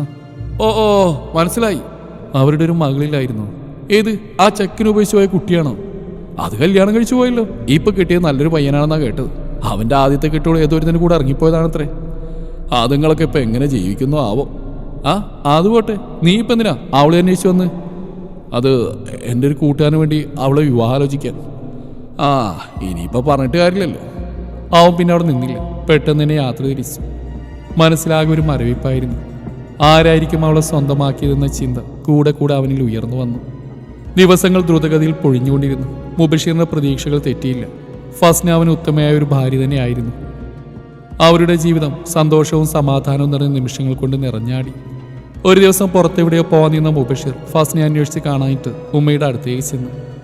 അവളെവിടെ ഉമ്മ? കുറേ നേരം ഞാൻ അന്വേഷിച്ച് നടക്കുന്നു. കുറച്ച് മുന്നേ മുറ്റത്തേക്ക് അങ്ങോട്ട് ഇറങ്ങിയേ കണ്ടിരുന്നു. ഞാൻ നോക്കട്ടെ. അവൻ വീടിന് വെളിയിലേക്ക് ഇറങ്ങി ചുറ്റും കണ്ണോടിച്ചു. ഫസു ഫസു, ഇവളിത് എവിടെ പോയി? ഒരു മൂളിൽ പോലും കേൾക്കുന്നില്ലല്ലോ എന്നും ചിന്തിച്ച് വീടിന്റെ പിന്നാമ്പുറത്തേക്ക് നടന്നു. അലക്കലിനടുത്ത് വീണെടുക്കുന്ന ഫസ്നെയാണ് കാണുന്നത്. ഫസു! തെള്ളി പേടിയോടെ വിളിച്ചുകൊണ്ട് അവൻ അവളുടെ അടുത്തേക്ക് ഓടിച്ചെന്നു. നെറ്റുവെട്ടി ചോര ഒലിച്ചിറങ്ങുന്നുണ്ട്. അതും കൂടെ കണ്ടതോടെ അവൻ വല്ലാതെ പരിഭ്രമിച്ചു. 1-2 തവണ കവിളിൽ തട്ടി വിളിച്ചിട്ട് അനക്കമൊന്നും കാണാനിട്ട് അവളെയും കോരിയെടുത്ത് അവൻ ഉമ്മറത്തേക്ക് ഓടി. ഉമ്മയും ഉപ്പയും വിളിച്ച് നേരെ ഹോസ്പിറ്റലിലേക്ക് വിട്ടു. പരിശോധന കഴിഞ്ഞു. ഡോക്ടർ മുബഷീറിന് നേരെ തിരിഞ്ഞു. ഹസ്ബൻഡ് ആണല്ലേ? അതെ ഡോക്ടർ. തലവിറ്റി അറക്കലിലേക്ക് വീണപ്പോൾ നെറ്റി മുറിഞ്ഞതാ. ഭാഗ്യത്തിനൊന്നും സംഭവിച്ചില്ല. അവർ പറഞ്ഞു കേട്ട് മുബഷീർ ആകുലതയോടെ ഫസ്നയിലേക്കൊന്ന് എത്തി നോക്കി. പേടിക്കണ്ട, ഇപ്പൊ കുഴപ്പമൊന്നുമില്ല. പിന്നെ ഒരു സന്തോഷ വാർത്ത കൂടിയുണ്ട്. ആള് പ്രഗ്നന്റാ. ഡോക്ടർ പറഞ്ഞതും മുബഷീറിന്റെ മുഖം പൂനിലാവുതിച്ച കണക്കിന് തെളിഞ്ഞു വന്നു. ആ ക്ഷീണാവസ്ഥയിലും ഫസ്നയുടെ മുഖത്തും സന്തോഷത്തിന്റെ പുഞ്ചിരി തെളിയാതിരുന്നില്ല. ജീവിതത്തിൽ പുതിയൊരു അതിഥി വരുന്നതിൽ ഇരുവരും ഒരുപോലെ സന്തോഷിച്ചു. നവാസിനും ഫഹ്മക്കുമിടയിൽ വലിയ അല്ലലില്ലാതെ ദിനങ്ങൾ കഴിഞ്ഞുപോയി. അവൾക്കൊരു ജോലി റെഡിയായതോടെ അവളുടെ ആവശ്യങ്ങളൊക്കെ സ്വയം നടത്താൻ തുടങ്ങി. അത് നവാസിനെ സംബന്ധിച്ചിടത്തോളം വലിയൊരു ആശ്വാസമായിരുന്നു. ഇടയ്ക്ക് ചെറിയ പൊട്ടലും ചീറ്റലൊക്കെ ഉണ്ടാവെങ്കിലും പരമാവധി അഡ്ജസ്റ്റ് ചെയ്ത് തന്നെ രണ്ടുപേരും പിടിച്ചു നിന്നു. ഇതിനിടയിൽ അവരുടെ ജീവിതത്തിലേക്കും പുതിയ അതിഥിയുടെ വരവറിയിച്ചു. അങ്ങനെ ദിവസങ്ങളും മാസങ്ങളും എണ്ണി 9 പൂർത്തിയാക്കിയ അന്ന് അവസാന സ്കാനിങ്ങിനായി ഫസ്ന മുബഷീറിനോടൊപ്പം ഹോസ്പിറ്റലിലേക്ക് പുറപ്പെട്ടു. എല്ലാം കഴിഞ്ഞ് ഡോക്ടറെയും കണ്ട് അല്പം വൈകിയാണ് വീട്ടിലേക്ക് തിരിക്കാൻ സാധിച്ചത്. അപ്പോഴേക്കും ഫസ്ന നന്നായി ക്ഷീണിച്ചിരുന്നു. അടുത്ത് തന്നെ ചെറിയൊരു പെട്ടിക്കട കണ്ടതും അവൻ അവിടെ കയ്യിൽ പിടിച്ച് അങ്ങോട്ടേക്ക് കൊണ്ടുപോയി. അവിടെ കണ്ട സ്റ്റൂൾ അവൾക്ക് മുമ്പിലേക്ക് നീക്കി വെച്ചു. ഇവിടെ ഇരിക്കേ. ഫസ്നെ അതിലേക്ക് ഇരുത്തിച്ച് അവൻ കടക്കാനും നേരെ തിരിഞ്ഞു. ചേട്ടാ 2 ചായ എന്ന് പറഞ്ഞ് മുഖം വെട്ടിച്ചതും കുറച്ചകലായി നിൽക്കുന്ന ഫഹ്മയിൽ അവൻ്റെ മിഴികൾ ഉടക്കിയതും ഒരുമിച്ചായിരുന്നു. കണ്ണുകളെ വിശ്വസിക്കാൻ കഴിയാതെ ഒരു നിമിഷം രണ്ടുപേരും പകപ്പോടെ നോക്കി നിന്നു. അവളും തികഞ്ഞു നിൽക്കുന്നൊരു ഗർഭിണിയാണെന്ന് അവൻ തിരിച്ചറിഞ്ഞു. പെട്ടെന്ന് എന്തോ ഓർമ്മ വന്നു. അവൻ മുഖം തിരിച്ചു. ചേട്ടാ ചായ എടുത്തിരുന്നോ? ഫഹ്മയുടെ കണ്ണുകൾ പക്ഷേ അവനിൽ നിന്നും പിൻവലിഞ്ഞിരുന്നില്ല. കാണാൻ കൊതിച്ചതെന്തോ കണ്ട പോലെ ആ മിഴികൾ നിറഞ്ഞു തുളുമ്പി. അവൾ മെല്ലെ അവൻ്റെ അടുത്തേക്ക് ചുവടുകൾ വെച്ചു. ഇക്കായെന്ന് വിളിച്ച് അവൻ ആലിംഗനം ചെയ്യാൻ പോയ ഫഹ്മയെ ഒറ്റത്തള്ളിന് പുറകിലേക്കാക്കി കാരണം നോക്കി ഒറ്റ വീക്ക് അങ്ങോട്ട് വെച്ചു കൊടുത്തു. കിട്ടിയ അടിയുടെ ഷോക്കിൽ ഒരു നിമിഷം അവൾ തരിച്ചുപോയി. ചുറ്റുമുള്ള ആളുകൾ ആ കാഴ്ച കണ്ട് അടക്കം പറയാൻ തുടങ്ങി. എല്ലാം കണ്ടുകൊണ്ട് ആ കൂട്ടത്തിൽ നവാസും ഉണ്ടായിരുന്നു. അരിശമൂത്ത് അവൻ്റെ കണ്ണുകൾ ചുവന്നു വന്നു. ഫഹ്മ അവനെ നോക്കി മിഴിനീർ വാർത്തു. കലിപ്പ് ശകലം അടങ്ങിയപ്പോഴാണ് മുബഷീറിന് ഫസ്നയെ ഓർമ്മ വന്നു. അവൻ പെട്ടെന്ന് അവൾക്ക് നേരെ തിരിഞ്ഞു. അവളാകെ ഷോക്കായി അന്തം വിട്ട് നിൽക്കുകയാണ്. ഒരു ഭാഗത്ത് ഫഹ്മ ചെയ്ത പ്രവൃത്തിയും മറുഭാഗത്ത് നവാസും. ആണുങ്ങൾക്ക് പുറത്തിറങ്ങി നടക്കാൻ വയ്യാത്ത അവസ്ഥയാലും അവിടെ സോനെ. ഓടിയാണ് മനുഷ്യരുടെ നെഞ്ചത്തോടം കയറുമല്ലേ. ഇവൾക്കൊന്നും വീട്ടിൽ വാപ്യാങ്ങളമാരുമില്ലേ? ഒരു പരിഹാസത്തോടെ ചുണ്ടുകൊട്ടി ചിരിച്ചുകൊണ്ട് ആളുകൾ കേൾക്കാൻ പാകത്തിന് മുബഷീർ ഉച്ചത്തിൽ പറഞ്ഞു. ഫഹ്മ നിന്ന നിൽപ്പിൽ ഒരുക്കിയങ്ങ് ഇല്ലാതായി. മുബഷീറിൽ നിന്ന് ഇങ്ങനൊരു പ്രതികരണം അവളൊട്ടും പ്രതീക്ഷിച്ചിട്ടുണ്ടായിരുന്നില്ല. ഫസ്ന ഇപ്പോഴും അതേ നിൽപ്പ് തുടരുകയാണ്. നവാസ് അവളും തമ്മിൽ കണ്ടു കഴിഞ്ഞു. രണ്ടുപേരും ഒരുപോലെ അന്തിച്ച് നിൽക്കുന്നു. ഫസു, മുബഷീർ വിളിച്ചതും അവൾ അവൻ്റെ കയ്യിൽ ഇറുകെ പിടിച്ചു. ഇക്ക, നമുക്ക് പോവാം. അവൾ മെല്ലെ ചുണ്ടുകൾ അനക്കി. ഇങ്ങനെ പല അലവരാധികളെയും പലയിടത്തും കണ്ടുവന്ന് വരും. അവിടുന്ന് ഒളിച്ചോടാന്നാ ഈ ജീവിതത്തിൽ നമുക്ക് അതിന് സമയം കാണും എന്നും പറഞ്ഞവൻ അവൾ അവിടെ തന്നെ പിടിച്ചിരുത്തിച്ചു. ചായ ആറ്റി ചൂട് തണുപ്പിച്ച് ഫസ്നയുടെ ചുണ്ടിലേക്ക് ഗ്ലാസ് ചേർത്ത് വെച്ച് കൊടുത്തു. ശേഷം പഴംപൊരിയിൽ നിന്നൊരു കഷ്ണം മുറിച്ചെടുത്ത് അവളെ കൊണ്ടത് കഴിപ്പിച്ചു. ഫഹ്മയ്ക്ക് അവളുടെ കണ്ണുകൾ വിശ്വസിക്കാൻ കഴിഞ്ഞില്ല. ഉള്ളിൽ വല്ലാത്തൊരു നീറ്റൽ അനുഭവപ്പെട്ടു. അവൾ പോകുന്നതിൽ പിന്നെ അവളുടെ ഓർമ്മകളെ കൂട്ടുപിടിച്ച് ജീവിക്കായിരിക്കും മുബഷീർ എന്നാണ് ഇത്രയും നാൾ അവൾ കരുതി വെച്ചിരുന്നു. നിമിഷങ്ങൾ കൊണ്ടെല്ലാം തിരുത്തപ്പെട്ടു. നവാസിന്റെ അവസ്ഥയും മറിച്ചായിരുന്നില്ല. അവന് നഷ്ടപ്പെട്ടു പോയ നിധിയോർത്ത് അവൻ വല്ലാതെ ദുഃഖിച്ചു. അടുത്ത അവൻ്റെ കണ്ണുകൾ പാഞ്ഞത് ഫഹ്മയിലേക്കാണ്. അവളുടെ ഉള്ളവന് വായിച്ചെടുക്കാൻ പറ്റുന്നേ ഉണ്ടായിരുന്നുള്ളൂ. മുഖത്ത് വന്ന അമർഷം മറച്ചു വെക്കാതെ അവൻ അവളുടെ മുന്നിലേക്കായി കയറി നിന്നു. അവൾ ആകെ വല്ലാതായി. അവർ രണ്ടുപേരും നമ്മുടെ പാതികളായിരുന്നു. നമ്മളായിട്ട് തന്നെ ഒരിക്കൽ വലിച്ചെറിഞ്ഞ് പോകുന്നതുകൊണ്ട് ഇനി അങ്ങോട്ട് പോയി കാല് പിടിച്ചാലും ആട്ടി ഓടിക്കുകയുള്ളൂ. അതെന്ന് എനിക്കിപ്പോൾ തന്നെ മനസ്സിലായി കാണുമെന്ന് ഞാൻ വിചാരിക്കുന്നു. എൻ്റെ കൂടെ വരുന്നെങ്കിൽ വരാം. വേദനയോട് ഒരിക്കൽ കൂടി ഫസ്നയെ തിരിഞ്ഞു നോക്കി അവൻ ഫഹ്മയും മറികടന്ന് മുന്നോട്ട് പോയി. കണ്ണുകൾ തുടച്ചുകൊണ്ട് ഫഹ്മയും നവാസിനെ പിന്തുടർന്നു. ഒരു ചായയും കൂടി പറയട്ടെടി. അല്ലോ, ഇതിന് വയറ് പൊട്ടാറായി. എന്നാൽ പോവല്ലേ? ചായയുടെ പൈസയും കൊടുത്ത് ഫസ്നെ എഴുന്നേൽപ്പിച്ച് തമ്മിൽ കൈകോർത്തി പിടിച്ചുകൊണ്ട് പതിയെ അവർ കാറിനരികിലേക്ക് നടന്നു. ഡോർ തുറന്ന് ഫസ്നയെ കയറിയിരിക്കാൻ സഹായിച്ച് സീറ്റ് ബെൽറ്റ് അവൻ തന്നെ ഇട്ടുകൊടുത്തു. ശേഷം ഡോർ വലിച്ചടച്ച് മറു സൈഡിൽ ഇരുന്ന് ഡ്രൈവിംഗ് ആരംഭിച്ചു. അവൻ്റെ ചുണ്ടിൽ മനോഹരമായൊരു പുഞ്ചിരി വിടർന്നു വന്നു. ഫസു, നിനക്കൊരു കാര്യം അറിയോ? ഞാൻ ഏറ്റവും കൂടുതൽ ആഗ്രഹിച്ച ഒരു മുഹൂർത്തമായിരുന്നു കുറച്ചു മുന്നേ കഴിഞ്ഞു പോയത്. മുബഷീർ എന്താണ് പറഞ്ഞു വരുന്നത് മനസ്സിലാവാതെ ഫസ്ന അവൻ്റെ മുഖത്തേക്ക് മിഴിച്ചു നോക്കി. നമ്മളെ പറ്റിച്ചു പോയുടെ മുമ്പിൽ അവരൊരിക്കലും പ്രതീക്ഷിക്കാത്ത രീതിയിൽ ചെന്ന് നിന്ന് അവരെ ഞെട്ടിക്കാൻ പറ്റുന്ന ഒരു വിജയമാണ്. നവാസ് നിന്നെ വായും പൊളിച്ച് നോക്കി നിൽക്കുന്നുണ്ടായിരുന്നു. നീ ശ്രദ്ധിച്ചോ? ആവോ, ഞാൻ കണ്ടില്ല. ഫസ്ന ഒരു ഒഴുക്കമട്ടിൽ മറുപടി കൊടുത്തു. അവൻ്റെ പെണ്ണിനെ കണ്ടോ നീ? ആ, അവളെ കണ്ടു. അയാൾക്ക് അത് തന്നെ കിട്ടണം. അവളെ കണ്ടിട്ട് അവൻ്റെ ഇത്താത്തയെ പോലെയുണ്ട്. ഫസ്ന പറയുന്നിട്ട് മുബാഷിർ അറിയാതെ ചിരിച്ചു പോയി. അതാരാണെന്ന് എനിക്കറിയോ? അത് ഫഹ്മയാണ്. അത് കിട്ടും ഫസ്ന ഞെട്ടി കണ്ണുകളി. ഫഹ്മ? മുബഷീറിൻ്റെയും വീട്ടിലുള്ളവരുടെയൊക്കെ അടുക്കളിൽ നിന്ന് പലവട്ട ആ പേര് കേട്ടുകൊണ്ട് അവൾക്കത് പരിചിതമായിരുന്നു. സത്യമായിട്ട് ഞാൻ പറഞ്ഞു. ഫഹ്മയുടെ കൂടെയാണ് നവാസ് ഇറങ്ങിപ്പോയത്. എന്നാലും എനിക്കത് വിശ്വസിക്കാൻ പറ്റുന്നില്ല. നീ തന്നെ എൻ്റെ പെണ്ണായിട്ട് വരണമെന്ന് ഞാൻ വാശി പിടിച്ച് എന്തിനാണെന്ന് ഇപ്പോൾ മനസ്സിലായി. അന്ന് പോലീസ് സ്റ്റേഷനിലെ വരാതിൽ വാടിത്തളർന്നിരിക്കുമ്പോൾ തൊട്ട് ഞാൻ കാണുന്നുണ്ട് നിന്നെ. എന്നെ ചാച്ചിനേക്കാളും നിന്റെ മുഖം കണ്ടപ്പോഴാണ് ഫഹ്മയോട് എനിക്ക് അറപ്പ് തോന്നിപ്പോയത്. എന്തായാലും അവൾ അറിയിക്കുന്നത് കിട്ടുന്നുണ്ട് ഇപ്പോൾ മനസ്സിലായി. അല്ലാതെ ഭർത്താവ് എന്ന് പറയുന്നവൻ കൂടെ ഉണ്ടായിട്ടും പരസ്യമായിട്ട് എന്നെ കെട്ടിപ്പിടിക്കാൻ അവൾ മുതിരില്ലല്ലോ. പറഞ്ഞിടത്തി മുബഷീർ ഒന്ന് വിശ്വസിച്ചു. ഫസ്നയുടെ ഉള്ളിൽ വല്ലാത്തൊരു സന്തോഷത്തിൽ ആറാടുകയായിരുന്നു. ഒരു ചിരിയോടെ ഏതോ സ്വപ്നലോകത്തിലൂടെ പാറിപ്പറക്കുന്ന അവളുടെ മുമ്പിലേക്ക് മുബഷീർ തൻ്റെ കൈ നീട്ടി. അവൻ്റെ മുഖത്തേക്ക് നോക്കി ഒരു നറുപുഞ്ചിരിയോടെ അവൾ ആ കൈയിലേക്ക് കരം ചേർത്ത് പിടിച്ചു. ഫസ്നയുടെ പുറം കൈയിൽ പ്രണയാർദ്രമായി മുബഷീർ അമർത്തി ചുംബിച്ചു. ദിവസങ്ങൾക്കുള്ളിൽ വരാനിരിക്കുന്ന കുഞ്ഞിനെയും കാത്ത് ഇരുവരും പ്രാർത്ഥനയോടെ ഇരുന്നു. രചന ഷാന റിസ്വാൻ.